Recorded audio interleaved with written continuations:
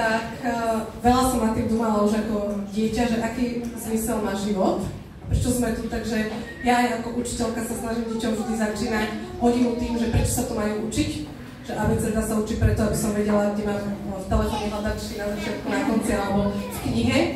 A taktiež, že prečo budovať dobré vzťahy, tak hovorím, že šťastie je to, ak máme dobrých ľudí okolo seba. Ak je človek sám, nebude šťastný, aj keď bude úspešný. A čo je úspech? Pre mňa je úspech to, že mať tých dobrých ľudí okolo, a to je práve tie dobré vzťahy. A čo by som to dala tiež na prvé miesto, že ten dobrý vzťah znamená aj vzťah k sebe. Že niektorí tí rodičia dávajú na piedestál to dieťa, uspokojujú ako keby jeho potreby, ale chýba im ten vzťah sám so sebou. Takže dávam takú otázku, že ako sa rozprávate sami so sebou? Mne napríklad bolo trošku, ani nie, že nepríjemné, ale také egoistické, že praktička, lektorka, že tiež to tak sa bojím prijať, že čo všetko, ale v prvom rade všetci sme ľudia a všetci si zaslúžime byť šťastní a oslovovaní pekne aj sami so sebou, keď sa rozprávame.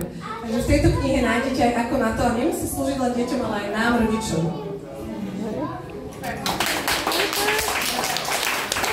Ide sa krstíme to vašimi kvietkami, všetky deti sa zúčastnili, takže deti, vaše kvietky. A čo im želáme? Želáme, aby mal veľa čitateľov, aby mal tiež vypredaný náklad. Ja nie som až taký influencer ako Junior, ale budem sa snažiť zo všetkých síl to vypredať.